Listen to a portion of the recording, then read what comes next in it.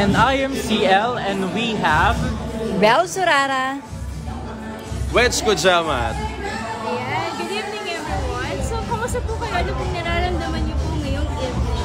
Yeah, masaya at mas lalong mas naging dedikado at mas nagpupursige para mas lalo naming magampanan yung paghahatid namin ng mga balitang mapagkakatiwalaan, mga balitang maaasahan ng ating mga kababayan sapagkat bilang instrumento sa paghahatid ng mga balita at impormasyon, alam namin kailangan kami yung unang-unang nakikita nila na sumusunod sa batas at higit sa lahat, kami yung unang-unang nakikita nila na talagang totoo sa paghahatid ng balita. Mula Radyo Agila sa Net25, makakaasa ho ang sambayan ng Pilipino sa totoong mga balita at maaasahang pagbabalita.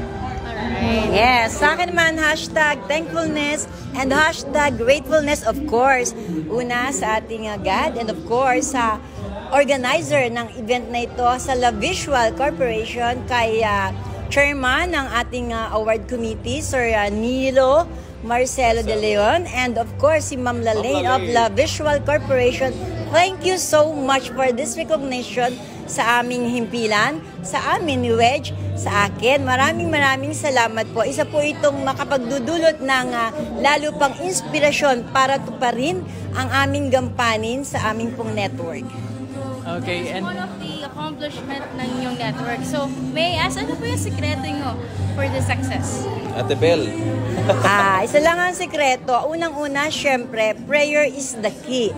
And also, being humble, laging nakatungtong ang paa sa ground. Oo, kahit na ano pang ma-achieve sa mundong ito, hiram lang yan. Ibabalik natin sa ating Panginoong Diyos ang lahat. Kaya, dapat be humble and of course, once again, be prayerful and do the best.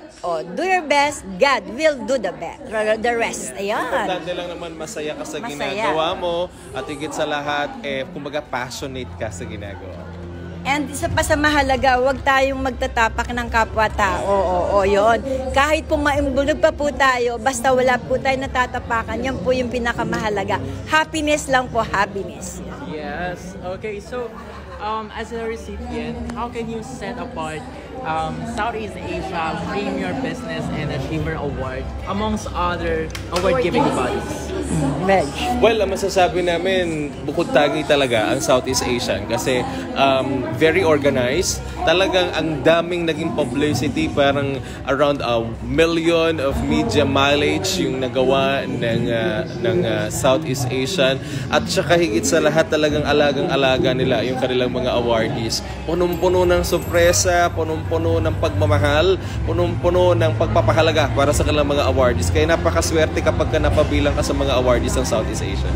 At isa pa, ramdam na ramdam mo na ikaw ay worthy, kapaki-pakinabang. Yung bang ikaw ay isang special from the beginning ng preparasyon hanggang sa awarding ceremony, mararamdaman mo talaga yung pagmamahal, buong pusong pagmamahal, sincere, ika nga. So, syempre, madami pa kayong mai-inspire ng mga tao na katulad na nag-struggle pa lang sa kanilang negosyo or sa kanilang career path. So, again, with that, congratulations po. It's really our honor po to give you that kind of award. Congratulations. Thank you so much. Thank you so much. Yes, po. Ikaw na, Ate Bel.